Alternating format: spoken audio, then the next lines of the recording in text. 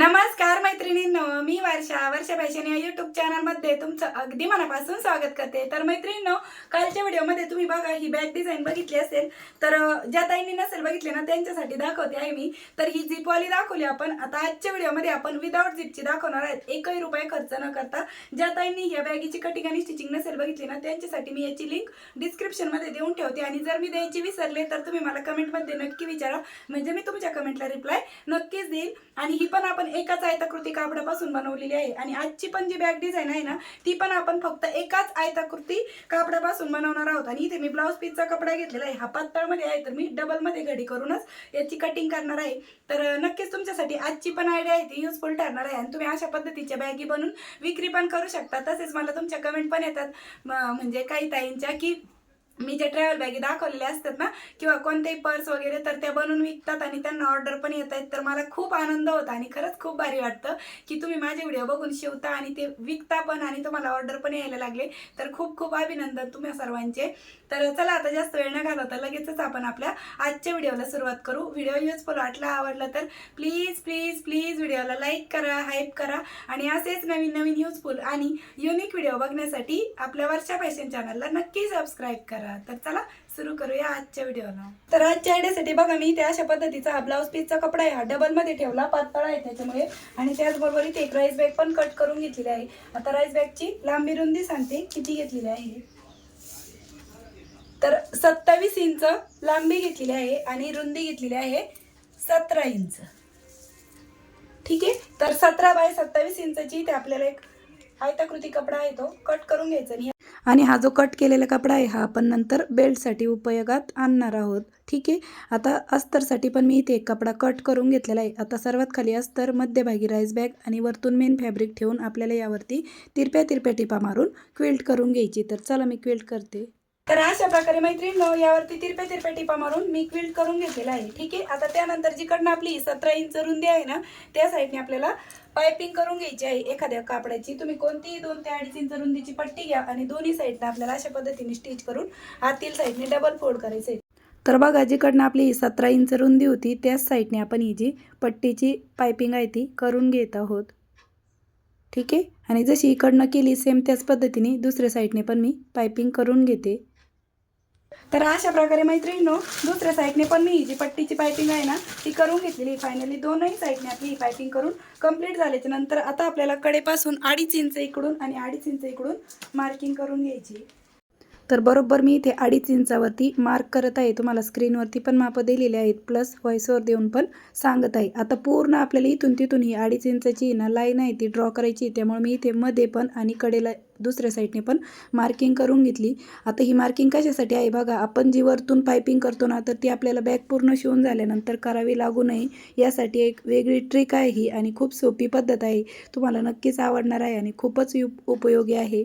आता जशी मार्किंग केलेली आहे ना तशीच आपल्याला हा जो कपडा आहे तो फोल्ड करायचा आहे। तर बघा या पद्धतीने आपल्याला हा कपडा फोल्ड करायचा आणि यावरतीच स्टिच करून घ्यायचं। इकडच्या साईडने पण सेम त्याच पद्धतीने। तर चला लगेचच आपण स्टिच पण करून घेऊया।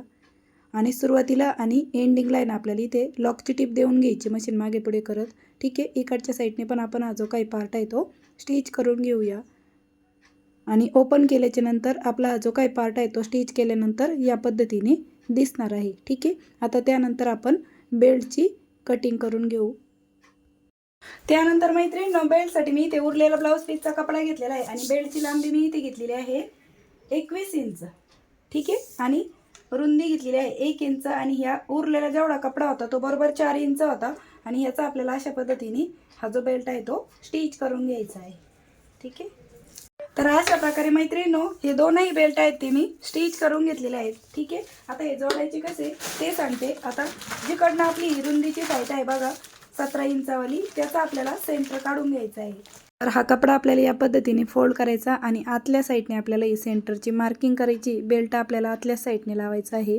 तर सेंटरपासून 2 इंच इकडे आणि 2 इंच तिकडे अशी ही आपल्याला मार्किंग करून घ्यायची आहे बेल्टची, आणि आतल्या साईडने आपल्याला हा बेल्ट आहे तो या पद्धतीने स्टिच करून घ्यायचा आहे। तर मी तुम्हाला इथे स्टिच पण करून दाखवते। आणि बघा मशीन मागे पुढे करत खूप साऱ्या अशा जास्तीच्या टिपा देऊन घ्यायच्या, म्हणजे जेणेकरून आपला बेल्ट आहे तो मजबूत आणि टिकाऊ राहावा। त्यासाठी तुम्ही घरगुती शिवत असू द्या किंवा कस्टमरसाठी शिवून देत असू द्या, टिपा जास्तीच्या द्या, म्हणजे टिकाऊपणा बॅगीचा त्यावरतीच अवलंबून असतो. आता जसं इकडनं बेल्ट स्टिच केला सेम त्याच पद्धतीने ह्याही साईडने मी हा जो काही बेल्ट आहे तो स्टिच करून घेत आहे. ठीक आहे, ह्याचा पण सेंटर काढून 2 इंच इकडे 2 इंच तिकडे मार्किंग केली आणि अशा पद्धतीने आपल्याला हा बेल्ट आहे तो स्टिच करून घ्यायचा आहे. ठीक आहे, तर फायनली दोनही बेल्ट आहेत ते आपले स्टिच करून झालेले आहेत. आता त्यानंतर आपल्याला ही जी बॅग आहे ती या पद्धतीने फोल्ड करून घ्यायची आहे बघा, आणि बेल्ट समोर येतील अशा पद्धतीने फोल्ड करायची आणि दोन्ही कडा आहेत ते आपल्याला स्टिच करून घ्यायचे आहे. फक्त ही कडा स्टिच करताना फक्त बेल्ट समोर आहेत ना ते चेक करायचं. इकडचा कपडा थोडाफार मागे पुढे झाला तरी तो आपण नंतर कट करू शकतो. तर दोन्ही कडेने स्टिच करून झाल्याच्या नंतर आता आपल्याला इथे ना बॉटमचा बेस पण स्टिच करून घ्यायचा आहे. तर बघा अशा पद्धतीने आपल्याला हात घालायचा आहे या कापडामध्ये आणि इथून आपल्याला अशा पद्धतीने हा जो बॉटमचा बेस आहे ना तो स्टिच करून घ्यायचा आहे. तर आपली जी वरची जी पायपिंग केल्या टाईप दिसणार आहे ना ते आहे बघा 2 इंच. तर आपल्याला आहे ना त्याच्यापेक्षा कमी इथे बेस आहे तो स्टिच करायचा आहे. तर मी इथे 1.5 इंच म्हणजे 1.5 इंचावरती मार्क करत आहे. अर्धा इंच आतमधूनच आपण हा बेस आहे तो स्टिच करून घेत आहोत बघा या पद्धतीने. आता तुम्ही हा पार्ट कट करू शकता किंवा मग असाच इकडच्या साईडने सुई धाग्याने स्टिच करून घेऊ शकता. आता दुसऱ्या साईडने पण सेम त्याच पद्धतीने आपण बघा खालच्या साईडने अगोदर ती स्टिचिंग बघत आहोत आणि इकडनं पण आपण 1.5 इंचावरती मार्क करून घेत आहोत आणि जशी मार्किंग केली तशीच स्टिचिंग पण करून घेऊया. ठीक आहे, या पद्धतीने. ठीक आहे, तर दोन्ही साईडने आपला हा जो बॉटमचा बेस आहे तो स्टिच करून झालेला आहे. आता तुम्ही हा कट करू शकता पार्ट किंवा असंच ठेवला तरी चालेल.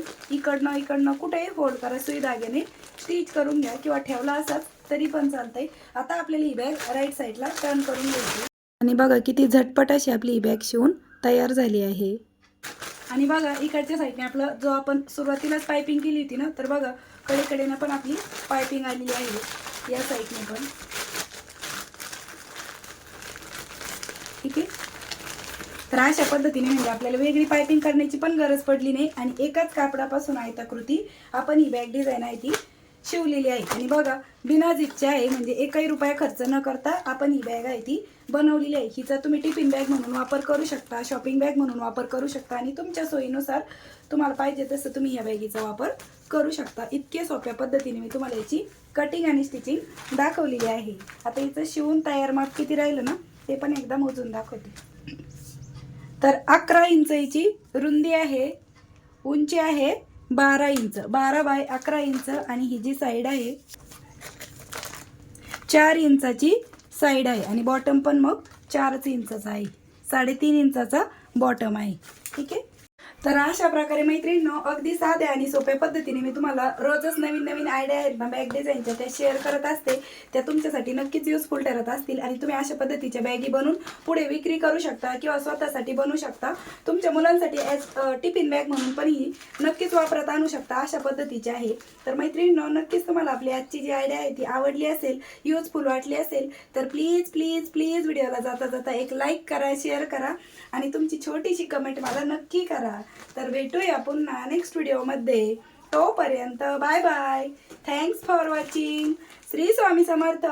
जय जिजाऊ, जय शिवराय. आणि काल जी शिवलेली बॅग आहे ना हिची पण कटिंग स्टिचिंग नक्की बघा. नसेल सापडत तुम्हाला तर तुम्ही मला कमेंटमध्ये विचारा. बाय.